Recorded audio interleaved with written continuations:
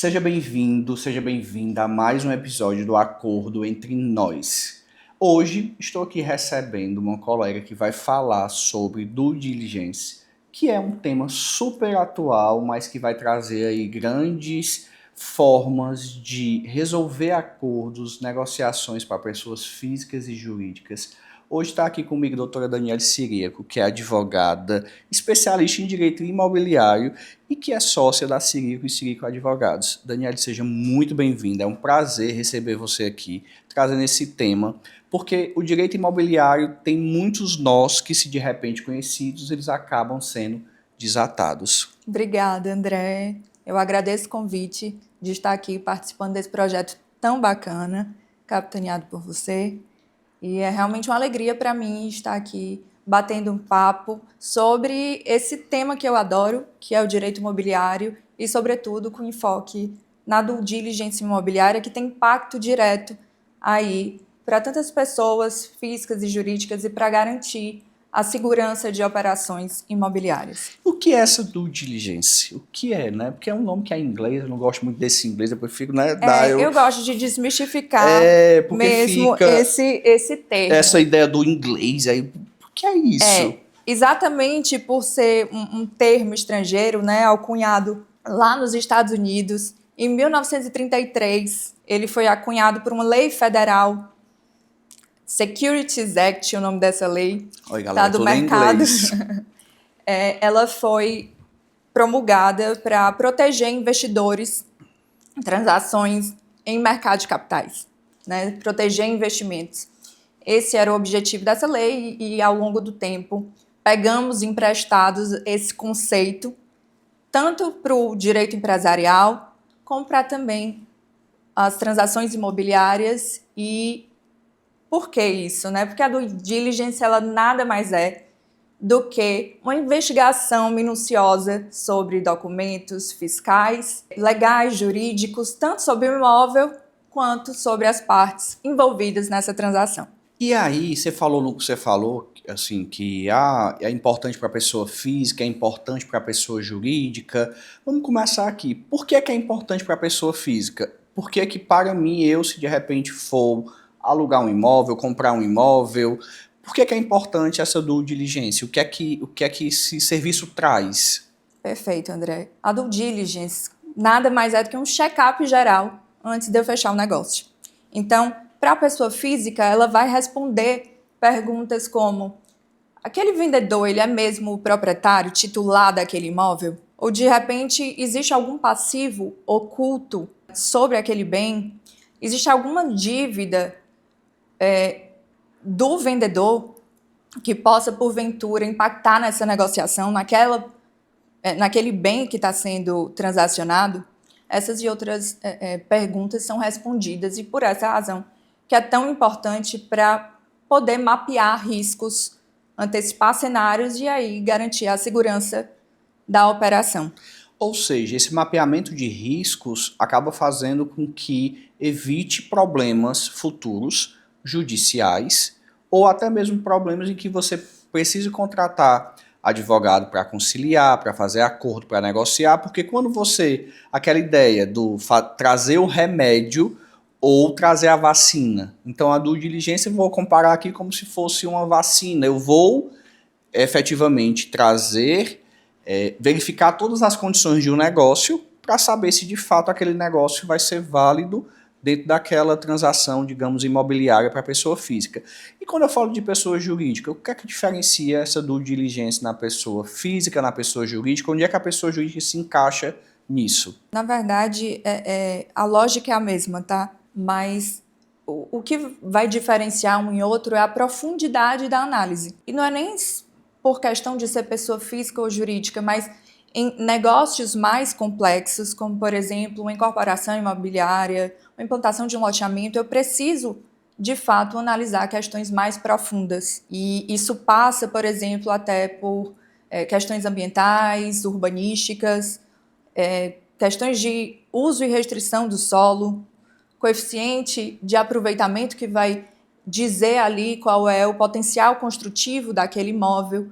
Então, veja, a lógica é a mesma, tanto para a pessoa física quanto para a jurídica. O que vai mudar é a lupa que eu preciso aprofundar mais em operações complexas. Entendi. Tá? Não necessariamente a questão da pessoa física ou jurídica, mas operações complexas exigem uma due diligence mais acurada. E aí, quando eu falo de pessoa física ou de pessoa jurídica que vai fazer um negócio imobiliário, que documentos, assim, a pessoa tá ali, eu quero saber se esse imóvel ou se essa transação ela é válida, se não é. Que documentos, Daniela, assim, a pessoa tem que juntar, que você considera indispensável para fazer essa due diligence? Eu costumo dividir a due diligence em 3 grandes blocos.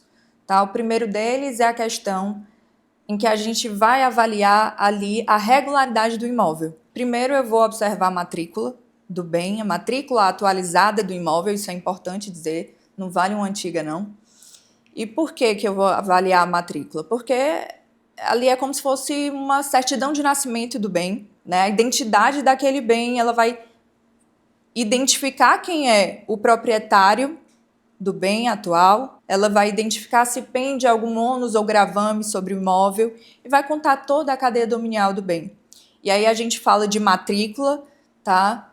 Recentemente, agora, se não tiver havido nesse imóvel nenhuma alteração desde 1976, que foi quando a Lei de Registros Públicos, a 6.015, de 73, ela entrou em vigência, a gente vai estar falando de analisar a transcrição, tá? Do bem. Então, é feito essa análise, primeiramente, sobre a matrícula do imóvel e depois também avaliar a questão das obrigações próprio terreno. Se há alguma dívida próprio terreno, o que é que seria isso?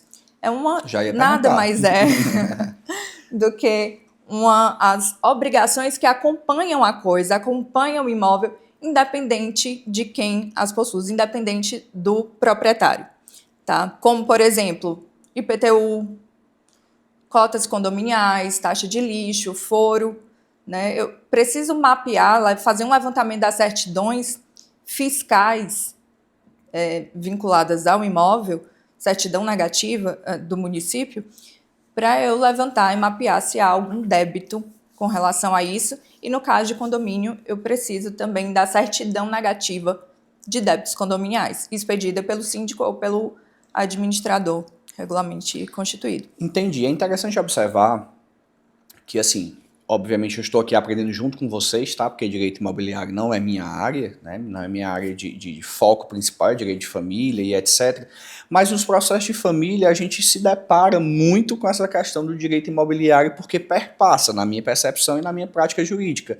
E nessa ideia de perpassar o direito imobiliário, perpassa no direito de família, perpassa no direito de sucessões, a gente acaba meio que muitas vezes refém, né, até de negócios jurídicos que foram de repente mal feitos por falta desse instrumento, por falta dessa due diligência. E aí eu destaco a importância, e eu costumo muito dizer no meu escritório assim, Dani, que eu digo assim, quando você vai fazer uma cirurgia, você não vai contratar um médico de cabeça sabendo que ele é especialista em pé. E eu falo muito que no direito é a mesma coisa. Muitas vezes o pessoal chega para mim e diz assim, meus clientes, mas André, eu tô com um problema imobiliário e etc. Muito depois que surgiu a holding familiar, que o pessoal quer colocar os imóveis dentro da holding e tal. E aí eu fico, não, ok, mas minha área não é imobiliária. Mas como assim? Justamente pela questão da especialidade. Por isso que é importante a população de uma forma geral, os nossos espectadores, telespectadores entenderem que a gente precisa realmente estar atento aos diversos ramos do direito, estar atento a essas particularidades de, por exemplo, eu vejo, Dani, que muita gente quando vai alugar um imóvel faz um contrato e não certifica, por exemplo, se aquele imóvel realmente é daquela pessoa que está fazendo o contrato. E é por essa razão que a gente precisa fazer a due diligence. É necessário esse apoio jurídico especializado exatamente para mapear esses riscos, né? E veja, quando a pessoa está do outro lado de uma transação, é natural que se presuma a boa-fé da parte que está natural, mas nem sempre, né? Mas nem sempre isso acontece, e às vezes até a pessoa, imbuída de boa-fé, talvez por ignorância, não saiba que pode haver algo que impacte aquela transação.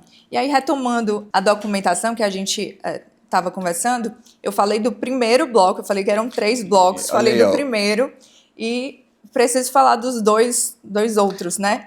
O primeiro bloco já foi super importante, porque muita gente não, por exemplo, como você falou, muita gente aí não pega nem essas certidões, não avalia realmente a questão de dívida, de foro, de nada. E, por exemplo, já tive no escritório, antes até de você chegar aí nos outros blocos, que eu estou aqui louco, ansioso para saber, é a questão do, por exemplo, do laudêmio, que Exatamente. eu já vi cliente comprar imóvel, não observar isso, e muitas vezes, mas não tem um corretor, porque o corretor, não desmerecendo a profissão deles, que são maravilhosos, ajudam a gente muito, mas o corretor não tem conhecimento jurídico e técnico para dizer. Mas o corretor não me avisou que tinha de repente o laudêmio, né, que é a questão do foro que você falou aí. Exatamente. E é muito importante essa análise minuciosa nessa matrícula do imóvel. Aí quais são os outros documentos, os outros 2 blocos de documentos? Perfeito. Os outros 2 blocos, né? O primeiro que eu falei era a regularidade do imóvel, vou ver se o imóvel é regular. Depois a gente passa para analisar as partes envolvidas. E aí, claro, se eu advogo para o vendedor, eu vou analisar o comprador, o risco de solvência do comprador. Mas se eu estou pelo comprador, aí eu vou verificar o risco de solvência do devedor.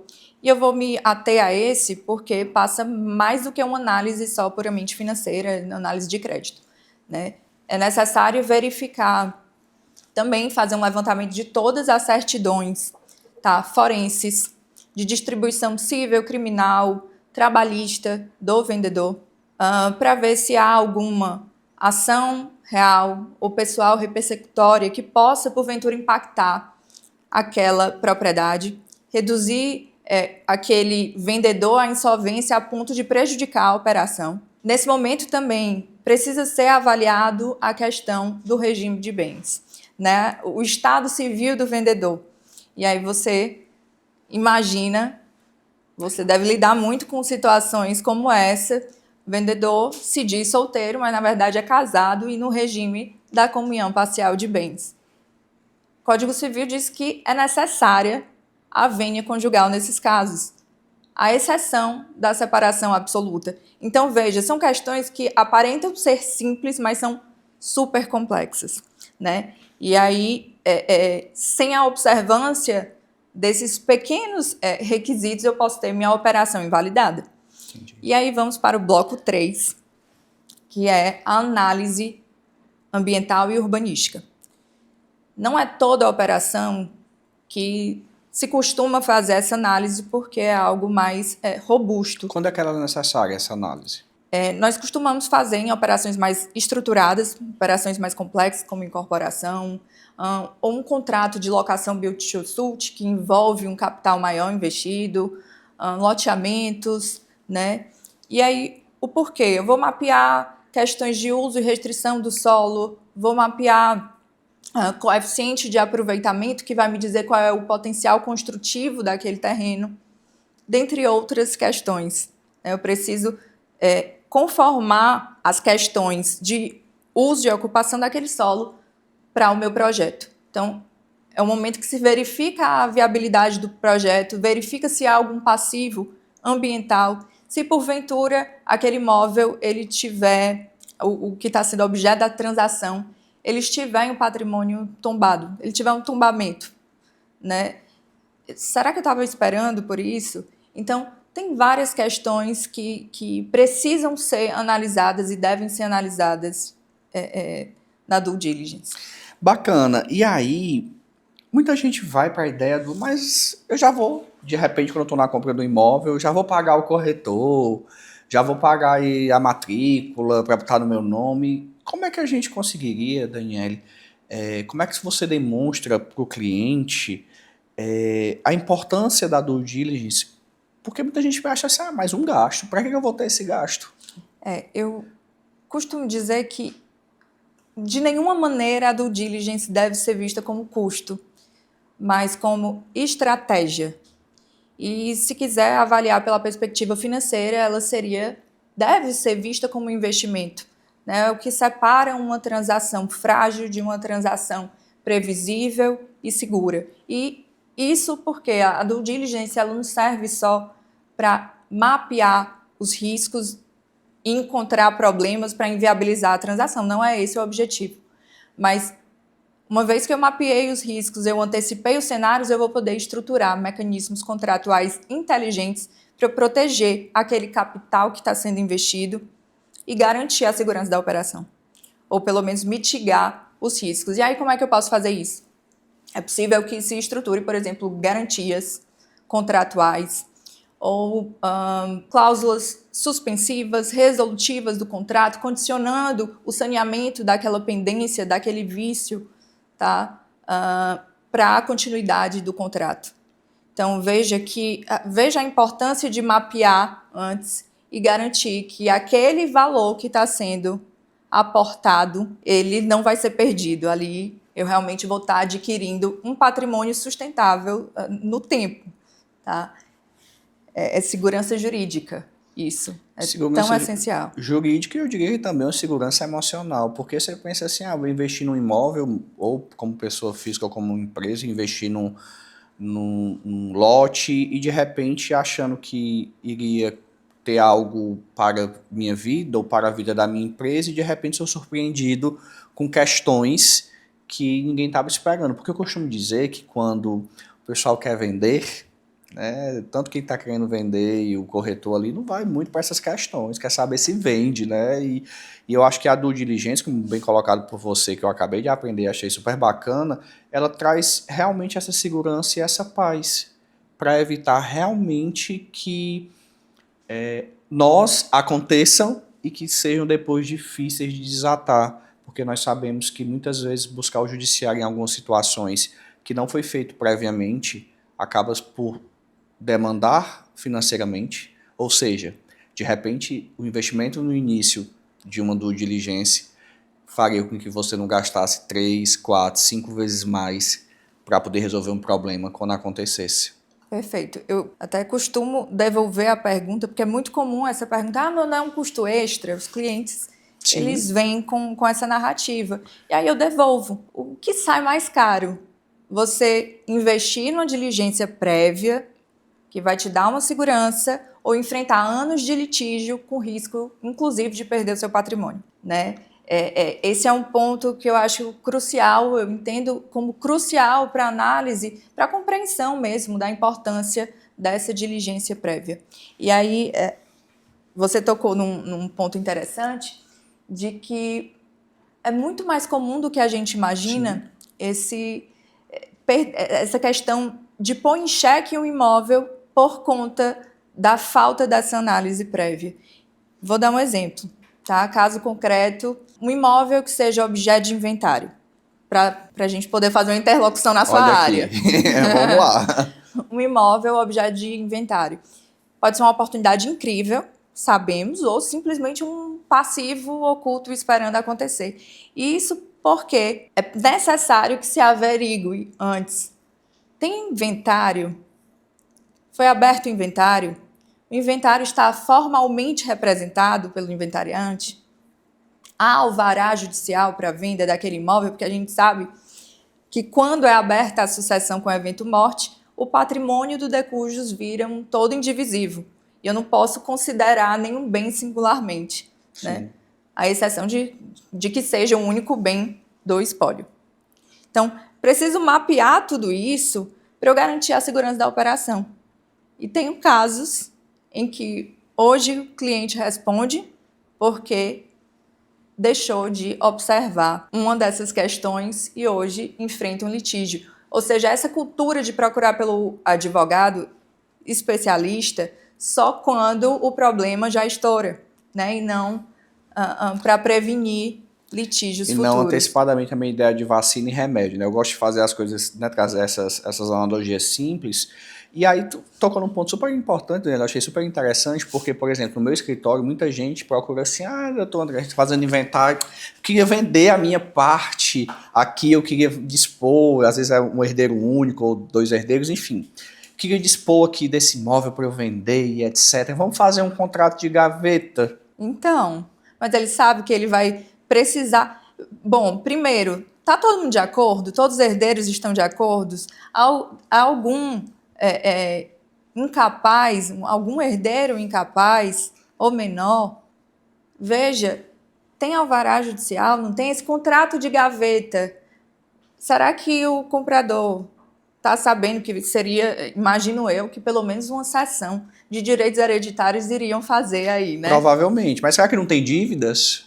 Exatamente. Será que não tem dívidas, mas e ainda assim tá ciente o comprador de que ele vai precisar concluir o inventário para aquilo valer? Ou de repente aquilo não vale de nada, porque se o espólio tiver vários bens, eu não posso considerar ele singularmente. Então, é uma série de questões que, sim, podem ser estruturadas, saídas alternativas para poder viabilizar a operação. Mas desde que seja mapeado muito bem os passos, cada passo seja dado tanto de acordo com a lei, mas com previsibilidade de tem dívidas, não tem, para que o cliente ele não saia lesado com relação ao patrimônio investido. Sim.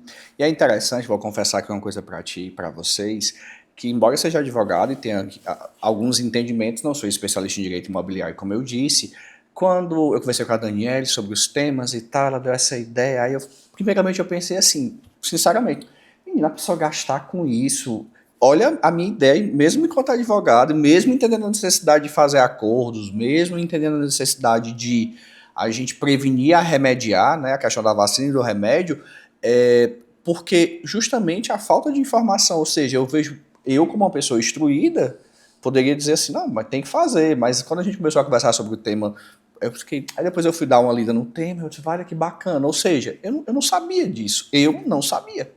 Não sabia que existia esse instrumento, eu não sabia que existia esse serviço, não sabia, né, obviamente por entender de direito, algumas coisas obviamente a gente verifica, mas não nessa profundidade, né, porque eu vejo muita gente investindo o seu capital, até mesmo pessoas físicas, até essa semana no mês que vai aparecer uma situação assim, em que a pessoa comprou um terreno e foi investir para construir a casa, para vender, para financiar pelo banco e etc., naquela ideia do negócio perfeito que me ofereceu, quando foi chegando no banco, o banco negou aquela casa financiada, provavelmente por falta dessas questões da construção que você falou, desse coeficiente, né? Então, a importância, porque às vezes quando a gente está aqui nesse diálogo, mas isso é só para pessoa jurídica, não, é para pessoa física. É para pessoa física também, né? Assim, indistintamente se aplica para qualquer transação imobiliária. Qual é o objetivo? Proteger expectativas, proteger o capital que está sendo investido, dar segurança para a operação, ou pelo menos mitigar possíveis riscos. Porque também não dá para isentar, eu já fiz o levantamento, que é uma segurança absoluta. Nada é absoluto, nós sabemos, mas mitiga. E aí a possibilidade de você perder aquele patrimônio vai ser quase remota. E para você ter uma ideia, André, você tocou aí num ponto, cerca de 60% das transações imobiliárias aqui no Brasil, elas são atravancadas, são impactadas por problemas de documentação irregular dos imóveis. E aí, o que é que isso implica dizer? Esses imóveis irregulares, além de tudo, eles não têm um valor pleno de mercado, né? Para você ter uma ideia, um imóvel irregular, ele perde cerca de 30% a 50% do valor de mercado do bem. É muito dinheiro. É muito dinheiro. Enquanto um imóvel regular, e o que é que a gente entende por imóvel regular? Aquele imóvel que ele está registrado no cartório de registro de imóveis e todos os dados e descrições do imóvel ali na matrícula, eles correspondem aos dados cadastrados nos órgãos públicos e também refletem a situação atual do bem, a propriedade atual e toda a cadeia dominial do imóvel. Quando eu falo cadeia dominial, é toda a historinha, né, de transmissão daquele imóvel. Não tem nenhum gap entre uma transmissão e outra, está tudo concatenado. E como você falou, né, a matrícula, para quem não sabe, é uma certidão de nascimento. do imóvel, né? Inclusive, eu estava lendo alguma coisa, eu vou aproveitar aqui para perguntar para quem é especialista, ela aqui uma pergunta surpresa, que ano que vem parece que os imóveis vão ter um CPF. Ah, vai sim, o CIB, né? Não Cadastro sei, Imobiliário. explica só um pouquinho para a gente disso, uma dúvida minha, eu comecei a ler e eu disse, gente, mas como assim? Qual é a ideia do CIB, né?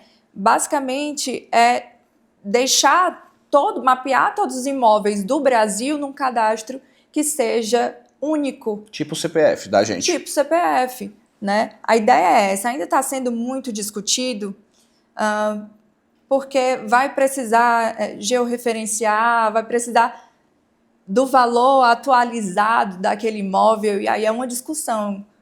Poxa, se eu vou ter que atualizar para valor de mercado do bem, algo que está com valor histórico. Que é o valor venal, né?